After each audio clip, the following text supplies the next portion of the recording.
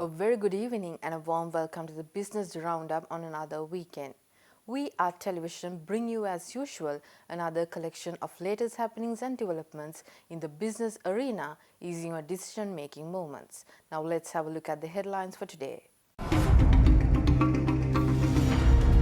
Value of current ICT sector can be elevated to $3 billion, assures Professor G.L. Pires. Inflation increase in January 2020. National Lotteries Board is partnering with Viber. News in detail.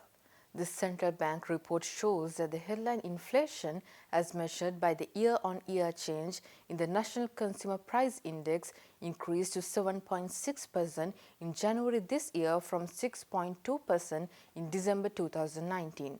The report also shows that food inflation increased substantially from 8.6% in December 2019 to 13.7% in January 2020, marking the highest since November 2017.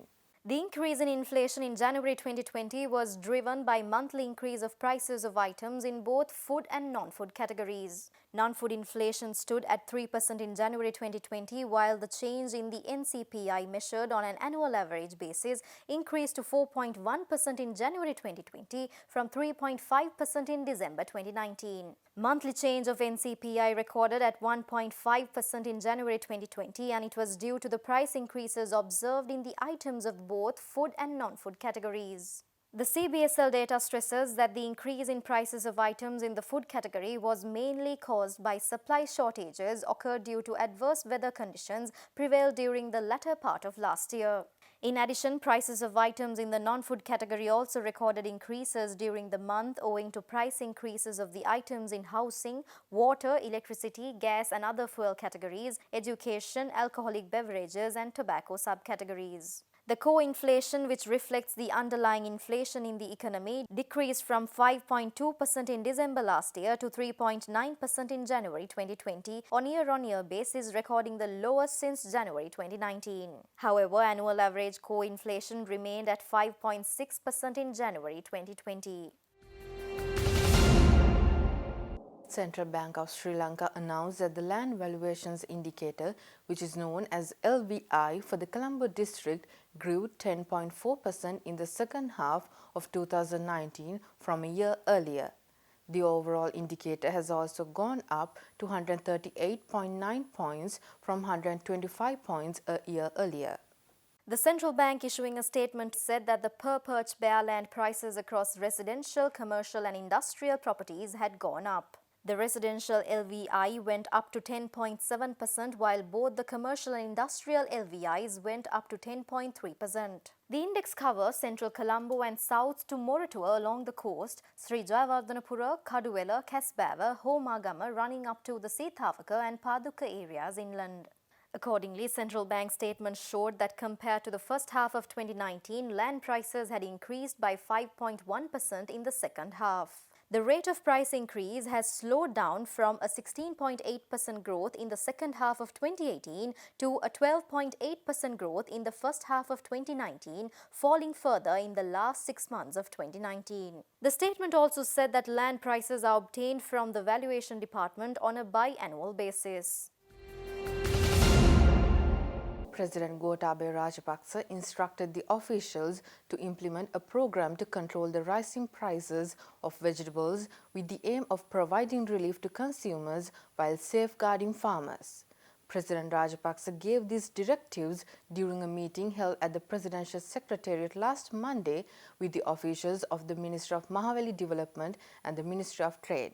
President Gotabaya Rajapaksa notes that the economic centres were set up to provide relief to consumers and small traders, but the government do not see its expected results. The president pointed out that almost all the economic centres are controlled by large-scale traders with vested interests, and there should be an immediate intervention to control it.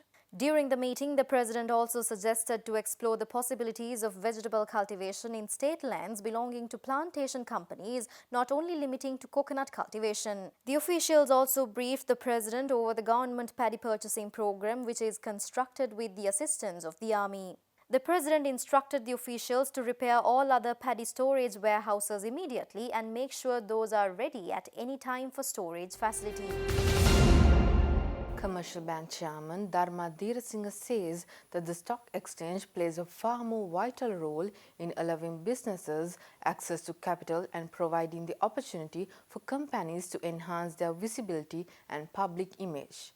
Commercial Bank Chairman made these remarks last Wednesday, ringing the bell to commence trading at the Colombo Stock Exchange in celebrating its 100-year anniversary. The event was a part of a series of initiatives conducted by the Commercial Bank of Ceylon to celebrate its centenary anniversary. Commercial Bank of Ceylon is Sri Lanka's largest private lender by assets, and the Commercial Bank Group ended 2019 with a performance milestone of gross income surpassing 150 billion rupees for the first time. Commenting on the success of the Commercial Bank of Ceylon, Colombo Stock Exchange Chief Executive Officer Rajiva Bandaranaike noted that Commercial Bank has continued to support the exchange on initiatives to promote and present the Sri Lankan capital market amongst local and foreign investors. Addressing the audience at an event, Chairman of Commercial Bank Dharma Dheerasinghe explained how the trading at CSE has become beneficial for the bank. The stock market is much more than a place for brokers to buy and sell shares of companies, which I believe is the common belief among the public as well, and even within some of the members of the business community. But as the learned audience is aware, a stock exchange plays far more pivotal role in allowing businesses access to capital and providing the opportunity for companies to enhance their visibility and public image. A country can become visible to the world depending on many indicators, and the performance of its stock exchange is one such economic indicator. Stay tuned for more news right after this break.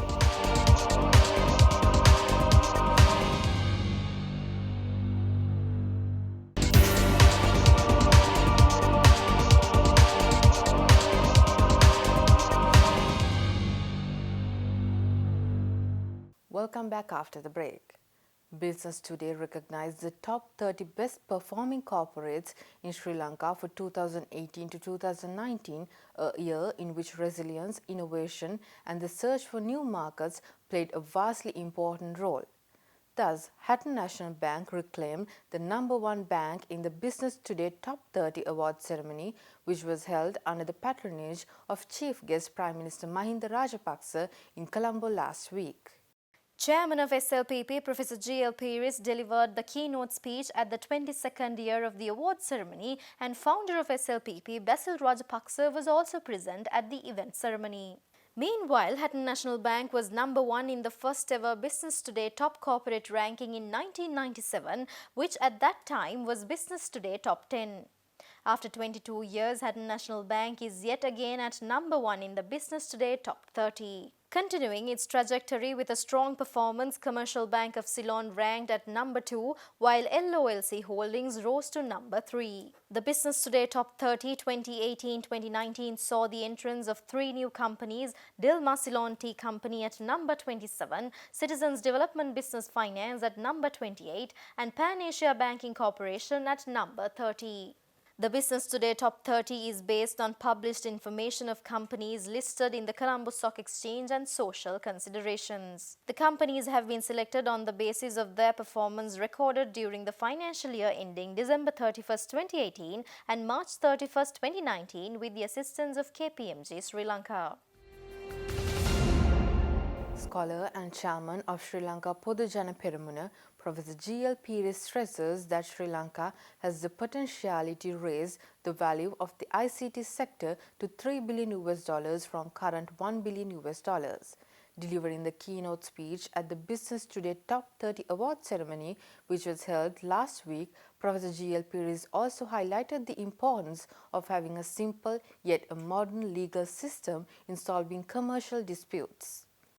I think it is worth mentioning on this occasion that the information technology industry in this country is at the moment worth approximately $1 billion, but it can easily be elevated to the level of $3 billion. So this is one of the main things that the government needs to do to ensure that the development of our human resources is in consonance with the needs of the private sector and the economy as a whole. One other point that is worth making is that if we want serious investment into this country, if we want the business community to prosper and to make its contribution to the national economy, then we have to pay some attention to the judicial system. Conventional litigation before the established courts of the country is not really the most effective way of resolving commercial disputes. This is because of delay, expense, and technicality. We have therefore to look at other informal methods of dispute resolution, such as arbitration, conciliation, and mediation. I have no doubt that if these fields are adequately developed, that will administer a very powerful impetus to the development of business and industry in this country. In an attempt to deliver services fast and efficiently from a mere click of the phone, the National Lotteries Board partnered with the Viber application in assisting the customers to purchase tickets and be updated on the lottery results. The technology partner and co-founder and CEO of Z Messenger, Jaume Lokuliana, elaborated on this initiative, which was kicked off in Colombo last week with the patronage of the State Minister of Development Banks and Loans, Shahan Semasinghe. The whole idea is that we should give quick information and also with accuracy, because right now the other modes of, like, for example, if I want to know what was the drawn result of a particular lottery, yes, sometimes I have a way to go and access on the site, but then it takes some time to kind of get updated on a site. And also probably the other option is like next day's newspaper. So, but the current generation expects things at a tremendous speed. So, but if you look at this platform, that is where the information will be updated seamlessly. So the access to information can come at a greater speed. And also for, following NLB on Viber, it's public, so anyone can access that. The user interface was done in a way that any lottery, from Mahajana Sampatha to Goviseta, so on, any lottery that the users can actually find out what are the winning numbers or what's the coming jackpot and so on. Speaking at the same event of National Lotteries Board partnering with Viber, State Minister of Development Banks and Loans, Shahan Semasinghe, requested all the government sectors to make technological advancements, and he also assured that the government will definitely assist such efforts financially. When President Gotabaya Rajapaksa first had discussions with us, we were then politicians, but he was a government servant and also who led the Urban Development Authority as the Secretary to the Defense Ministry. He had a vision. He was always talking about how best we could use technology to deliver a better service, not only in the private sector, especially the government sector. And as a government's point, we would encourage the government sector to follow more technological advancement, and we will financially support all government institutions who would like to change for the betterment of the general public to deliver a faster service. Stay tuned for more news right after this break.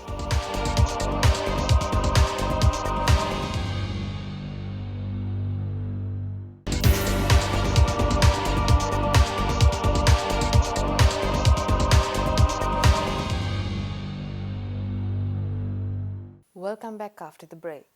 Officials from the Tourist Hotels Association of Sri Lanka says that the government assured all the support on tourism industry which was affected by the Easter Sunday attacks and the novel coronavirus outbreak. Hotels Association made this observation last Monday after meeting with the officials of the Treasury. The Tourist Hotels Association of Sri Lanka met with the Secretary to the President, Dr. P.B. Jayasundara, Treasury Secretary, S.R. Artigala, Commissioner General of Inland Revenue, Nadun Goruge, and Sri Lanka Tourism Chairperson, Kimali Fernando, to speak over the crucial situation which the tourism industry has faced at present. The new government, under the leadership of President Gotabaya Rajapaksa, plans to attract 5 million tourists and $10 billion in foreign exchange earnings by 2025. Last year, tourist arrivals slumped to 1.9 million from 2.3 million in 2018, and earnings were down to $3.6 billion from $4.3 billion. Secretary to the President, Dr. P.B. Jayasundara, has agreed to extend the ongoing debt moratorium to the travel and tourism industry by another year from the 31st of March 2020 to the 31st of March 2021. The treatment of travel agents as part of the thrust tourism sector and exempting them from VAT as opposed to an 8% rate at present was also agreed upon in principle. Relief was also given to the industry's outstanding payments to local councils, writing off those as the matter has been before court for several years. Hotels Association President Sanathu Kwatta commended the government for being very receptive to industry suggestions and for assuring fresh relief. The need for new legislation to affect these supportive measures means the industry will have to wait until the conclusion of the general elections. Unveiling a pivotal achievement post its strategic acquisition of Etisalat Lanka Limited in 2018, Hutchison Telecommunications Lanka Limited announced the successful completion of the merger between the two networks and smooth migration of customers from multiple systems to a unified system. Senior officials from the local subsidiary of global telecommunications giant CK Hutchison Holdings announced that the massive network merger would now provide customers access to a bigger and better network of 2G, 3G and 4G services across the country. The company also unveiled its fresh outlook and brand value proposition, Be Anywhere, celebrating the completion of its 4G network coverage in Sri Lanka. This network development offers the population as much as 95% coverage across all 25 districts while serving millions of people across 12,000 plus Grama Niladhari divisions. A total of more than 400 engineers and technical support staff from Sri Lanka and experts from several other countries were deployed to execute the project in a record time of 12 months. By extending a 4G coverage across Sri Lanka, Hutch has taken giant stride in its mission to provide digital inclusivity to customers from every walk of life and to bring affordable broadband services across the entire country. Stock markets across the globe are suffering their worst week since the global financial crisis of 2008 as the coronavirus outbreak spreads across Europe. Let's see what the local investment institution First Capital Holdings has to say about the stock performances for the gone week and how it will perform in the coming week. The market has been on downward trajectory during the week while recording low volumes and turnover levels as the impact of the coronavirus hampered most of the world markets, and Sri Lanka has been no different, following a similar pattern. Mostly foreign outflows were noted during the week while overall foreign participation has also been weak. Lots of companies have released profit figures during the week, but the market has not reacted to any of the positive results that have come in so far. Retail activity has been extremely low, with most investors remaining on the sideline. Bulk of the company results have come during this week, and we can see an improvement in earnings compared to the previous quarter. With the reduction in commodity prices in the market, we expect company results released to be positive in the upcoming quarter and increasing buying interest in the market. We expect high net worth and institutional buying to improve in the coming days, which is likely to create some positive impact. Thereby, we can expect reversal in the market back to the green with positive momentum that is likely to be created. And that's all news for today. Send us your views, comments and opinions via our email address and hotline, and log into our Facebook page and subscribe to our YouTube channel to get the newest updates. With that, we'll be signing out for today and see you on Monday with State of Business. Until then, take care. Good night.